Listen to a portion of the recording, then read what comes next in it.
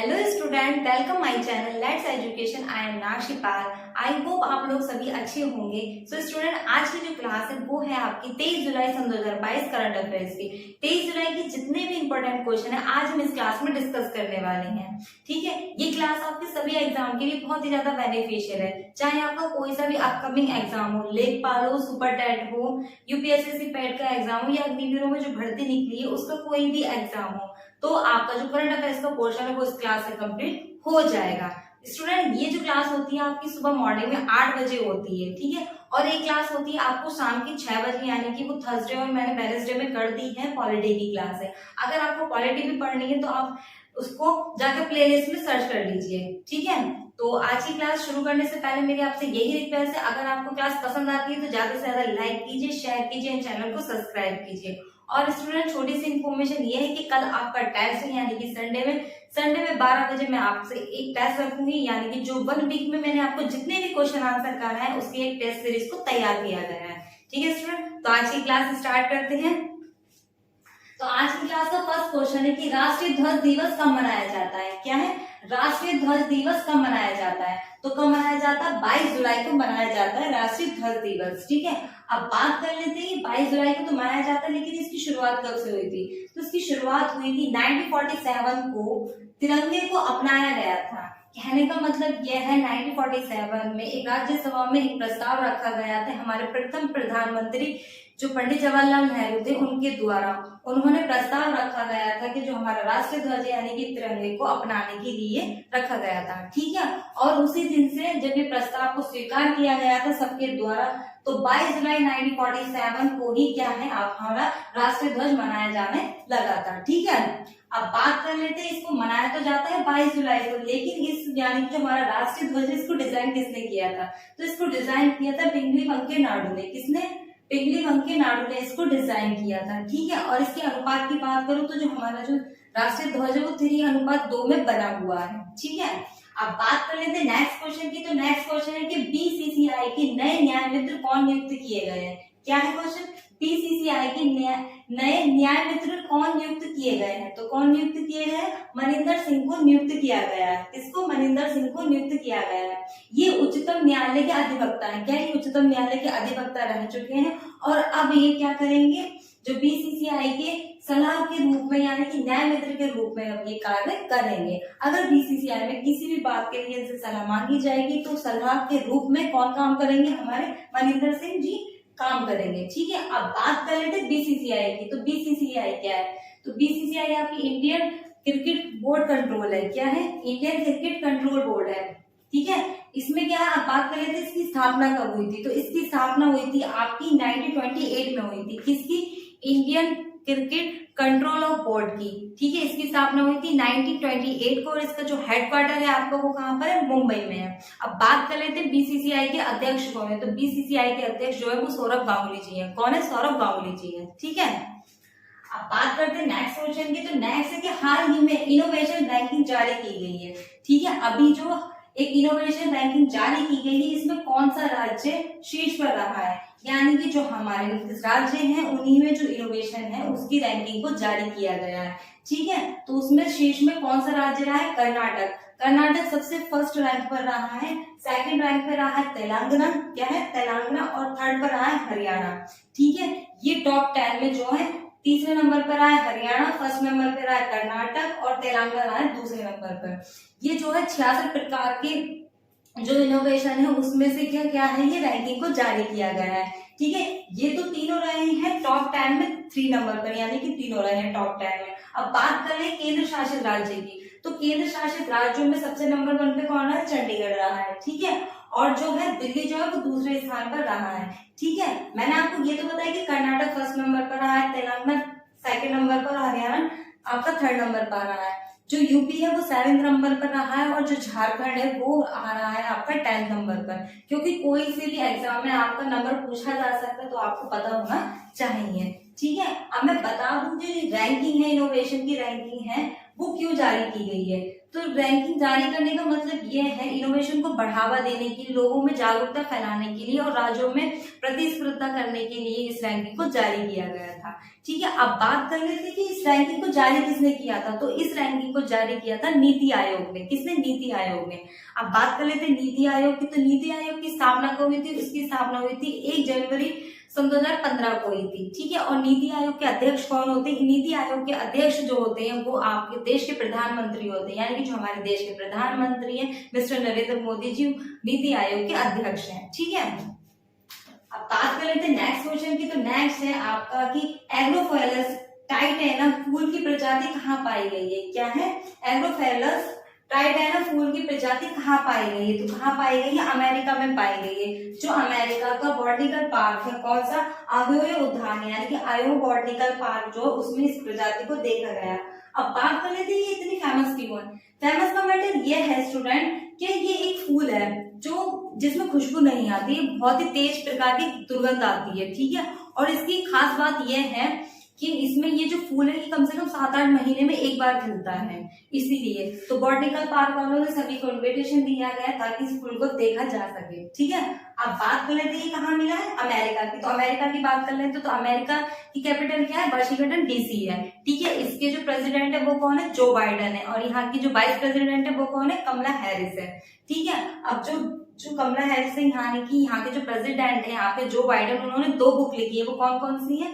Promise to keep and promise to dad. और जो vice president है कमला हैरिस, उन्होंने 3 बुक लिखी है। कौन कौन सी है? The truth be hold and the super hero are everywhere and crime on alert. ठीक है, अब बात कर लेते हैं नेक्स्ट क्वेश्चन की। तो नेक्स्ट, किस बैंक ने अपनी ब्याज की दरों में 0.50% की वृद्धि की गई है? मतलब की है, किस बैंक ने अपनी ब्याज की दरों में, यानी कि जो उनके इंटरेस्ट के रेट है उसमें 0.50% की वृद्धि की है? तो वो कौन सी बैंक है? ईसीबी है। ईसीबी का मतलब क्या है? यूरोपियन सेंट्रल बैंक है। यूरोपियन सेंट्रल बैंक ने जो है अपनी ब्याज की दरों में 0.50% की दर कर दी है। ये जो दर बढ़ी है इनकी 11 साल में, इतने साल में एक बार बढ़ी है, यानी कि 11 साल के बाद में यूरोपियन सेंट्रल बैंक ने अपनी ब्याज की दर में वृद्धि की है। ठीक है, अब बात कर लेते हैं यूरोपियन सेंट्रल बैंक की। तो इसकी स्थापना कब हुई है? 1 जून 1998 में हुई है। कब हुई? 1 जून 1998 में हुई। और इसका हेडक्वार्टर कहाँ पर है? जर्मनी में है। और यहाँ के सीईओ यानी कि चीफ एग्जीक्यूटिव ऑफिसर कौन है स्टूडेंट? क्रिस्टीन लागार्ड है। कौन है? क्रिस्टीन लागार्ड है। कौन है? क्रिस्टीन लागार्ड है। ठीक है, अब बढ़ते हैं नेक्स्ट क्वेश्चन की ओर। बात करते हैं नेक्स्ट क्वेश्चन की। तो नेक्स्ट क्वेश्चन है ओएनजीसी विदेशी लिमिटेड के नए प्रबंध निदेशक कौन बने? क्या है कि ओएनजीसी विदेशी लिमिटेड के नए प्रबंध निदेशक कौन बने? तो कौन बने?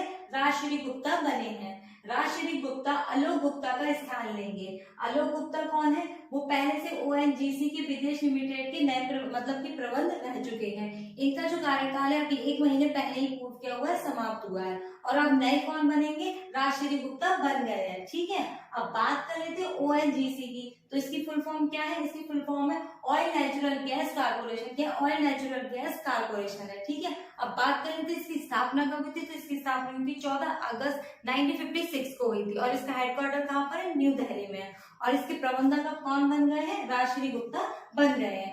अब बात कर लेते हैं नेक्स्ट क्वेश्चन की। तो नेक्स्ट क्वेश्चन है कि किस शहर में अनुभूतियों का घनत्व और कॉफी टेबल बुक योगी भाई का विमोचन हुआ है? क्या है कि कॉफी टेबल बुक योगी भाई का विमोचन कहाँ हुआ है? तो कहाँ हुआ है? कानपुर शहर में हुआ है। ये यूपी का एक शहर है कानपुर, जहां पर इसका विमोचन हुआ है। अब बता दें इसका रीजन क्या है। तो जागरण समूह के जो चेयरमैन रहे हैं स्वर्गीय योगेंद्र मोहन गुप्त की जो 86वीं जन्म तिथि पर इसका विमोचन किया गया है। किस पर किया गया है? 86वीं जन्म तिथि पर किया गया है। किसका? जागरण समूह के जो चेयरमैन रह चुके हैं कौन? स्वर्गीय योगेंद्र मोहन जी। ठीक है, अब बढ़ते हैं नेक्स्ट क्वेश्चन की ओर। तो नेक्स्ट क्वेश्चन है आपका उद्योग संगठन फिक्की ने चालू वित्त वर्ष 2022-23 के लिए विकास दर का कितना अनुमान लगाया? क्या है क्वेश्चन? कि जो उद्योग संगठन फिक्की है ये जो क्या है? ये सबसे बड़ा व्यापार संगठन है। क्या है? फिक्की ने चालू वित्त वर्ष 2022-23 के लिए विकास दर का कितना अनुमान लगाया है? जो हमारे देश की अर्थव्यवस्था है यानी कि जो विकास दर है उसका कितना अनुमान लगाया है? तो इसका अनुमान लगाया 7% घट गए। कहने का मतलब यह है स्टूडेंट कि जो चालू हमारा वित्त वर्ष है उसकी दर जो है 7% घट गई है। ठीक है, और ये जो अनुमान पहले लगाया गया था अप्रैल में 7.4% बताया गया था इसका अनुमान, और अब कितना हो गया है, 7% घटकर हो गया है। ठीक है, अब बात कर लेते हैं फिक्की की। स्टूडेंट किसी भी एग्जामिनेशन में आपसे फिक्की की फुल फॉर्म भी पूछी जा सकती है, तो इसलिए मैंने इसको नोट किया है। तो फिक्की की फुल फॉर्म है आपकी federation Indian chamber of commerce as industry. क्या है, federation of Indian chamber of commerce as industry. ठीक है, अब बात कर लेते हैं इसकी स्थापना कब हुई थी फिक्की की। तो इसकी स्थापना हुई थी 1927 में हुई थी। इसका हेडक्वार्टर कहाँ पर है, न्यू दिल्ली में है। कहाँ पर है, न्यू दिल्ली में है। ठीक है, और मैं आपको बता दूं जो फिक्की है ये बहुत ही बड़ा, जो सबसे बड़ा बाजार का क्या है हमारा संगठन रह चुका, उद्योग संगठन है, उद्योग संगठन है, जो क्या करता है, जो हमारे देश की अर्थव्यवस्था है, व्यापार के अनुसार ही जब दूसरे देश से हमारे देश का व्यापार होता है तो उसकी विकास दर को ये नोट कर बताता है। ठीक है, अब बात कर लेते हैं नेक्स्ट क्वेश्चन की। तो नेक्स्ट क्वेश्चन है कि किस देश में भारत की डिग्री की मान्यता प्राप्त होगी, यानी कि आपको कौन सा देश है जहां पर हमें कोर्स करने पर हमें भारत की ही मान्यता प्राप्त हो जाएगी डिग्री की। तो वो कौन सा देश है, ब्रिटेन है। ब्रिटेन में अगर आपने कोई भी कोर्स करना है, अगर आपको इसमें कुछ कोर्सों की छूट दी गई है, जैसे कि हाई स्कूल हुआ, इंटर हुआ, ग्रेजुएशन हुआ, ये पोस्ट ग्रेजुएशन है, आपको कोई भी कोर्स करना है ब्रिटेन से, ऑनलाइन कोर्सेज हैं ये, अगर ये ऑनलाइन कोर्सेज करते हो तो आपको क्या है, भारत की डिग्री की भी मान्यता प्राप्त हो जाएगी। अगर आपने कोर्स वहां से ऑनलाइन किया है ब्रिटेन से और आपको कभी गवर्नमेंट जॉब का फॉर्म भरना पड़ा तो भारत की किसी भी संस्था से आपको अनुमति लेने की जरूरत नहीं पड़ेगी, क्योंकि ये जो डिग्री कहलाएगी वो आपकी भारत की कहलाएगी। ये दोनों देशों के बीच में क्या हुआ, एक समझौता हो चुका है ब्रिटेन और भारत के बीच में, कि ब्रिटेन में रहकर हम लोग यहाँ पर क्या हो सकते हैं, यहाँ का कोर्स ले सकते हैं, यानी कि डिग्री प्राप्त कर सकते हैं, और जो ब्रिटेन के लोग हैं वो वहां रहकर भारत की डिग्री को प्राप्त कर सकते हैं। ठीक है स्टूडेंट, और मैंने आपको बता देती हूँ इसमें कोई भी और डिप्लोमा कोर्स नहीं रखा गया है, सिर्फ high school, inter, post graduation और ग्रेजुएशन को ही मान्यता दी गई है। ठीक है, अब बात कर लेते हैं ब्रिटेन की। तो ब्रिटेन की कैपिटल क्या है, लंदन है, और यहाँ के जो पीएम है वो कौन है, बोरिस जॉनसन है। ठीक है, अब बात करते हैं नेक्स्ट क्वेश्चन की। तो है कि किस राज्य में कैशलेस चिकित्सा योजना का शुभारंभ हुआ है। तो कहाँ हुआ है, किस राज्य में कैशलेस चिकित्सा योजना का शुभारंभ हुआ, तो कहाँ हुआ, उत्तर प्रदेश में हुआ। उत्तर प्रदेश में 75 लाख पेंशनर्स परिवारों को बड़ा उपहार दिया है वहां के सीएम ने। कहने का मतलब ये है, यदि आपकी जो पेंशन है वो आपके जीते हुए भी और जीने के बाद में भी आपकी पेंशन को जारी रखा जाएगा, यानी कि इलाज से पहले और इलाज के बाद में जो आपको पैसे का भुगतान दिया जाता है वो आपका क्या है, सारा खर्चा जो है आपकी राज्य सरकार उठाएगी। ठीक है, इसमें कितने लोगों को लाभार्थी किया गया है, 75 लाख लोगों को लाभार्थी किया गया है। अब बात कर लेते हैं उत्तर प्रदेश की। तो उत्तर प्रदेश की कैपिटल क्या है, लखनऊ है। यहाँ की सीएम कौन है, योगी आदित्यनाथ है। यहाँ की जो गवर्नर है वो कौन है, आनंदीबेन पटेल है। यहाँ का राष्ट्रीय पशु क्या है, बारहसिंगा है। राष्ट्रीय पक्षी क्या है, सारसो क्रॉन्च है। राष्ट्रीय फूल क्या है, पलाश का फूल है। और यहाँ का जो राष्ट्रीय पेड़ है वो कौन सा, अशोक का पेड़ है। ठीक है, और यहाँ के जो 2 नेशनल पार्क है बहुत ही ज्यादा इंपॉर्टेंट है, एक है चंद्रप्रभा और एक यहाँ पे चंद्रप्रभा और एक है दुधवा नेशनल पार्क, बहुत ही ज्यादा फेमस है। सो स्टूडेंट, ये थे आपके 23 जुलाई के कुछ इंपॉर्टेंट क्वेश्चन जो आज हमने इस क्लास में डिस्कस किए हैं। आई होप आज की क्लास आपको पसंद आई होगी, तो प्लीज ज्यादा से ज्यादा लाइक कीजिए, शेयर कीजिए, चैनल को सब्सक्राइब कीजिए, और कल आप ये ना भूलें कि आपका टेस्ट है 12 बजे। ठीक है, और स्टूडेंट का मैसेज आ रहा था कि उन्हें जनवरी और जनवरी से लेकर जुलाई तक के जितने भी क्वेश्चन थे यानी कि करंट अफेयर्स के वो चाहिए थे, तो उसका पीडीएफ मैंने आपको टेलीग्राम ग्रुप पे डिस्क्रिप्शन में डाल दिया है। तो आपको अगर वो क्लासेस चाहिए यानी कि उसकी पीडीएफ चाहिए तो आप टेलीग्राम ग्रुप को ज्वाइन कर लीजिए, और वहां पर जाकर कि आपके जो मई की जितने भी इंपॉर्टेंट क्वेश्चन है करंट अफेयर्स के, मैंने उसकी पीडीएफ वहां सेंड कर दी, तो आप वहां से मई की क्या है सारे जो करंट अफेयर्स के क्वेश्चन की पीडीएफ प्राप्त कर सकते हो। तो मैं लेती हूँ आज की क्लास से विदा, मिलते हैं नेक्स्ट क्लास में यानी कि कल संडे में 12 बजे। ठीक है, तो आज की क्लास के लिए थैंक यू सो मच।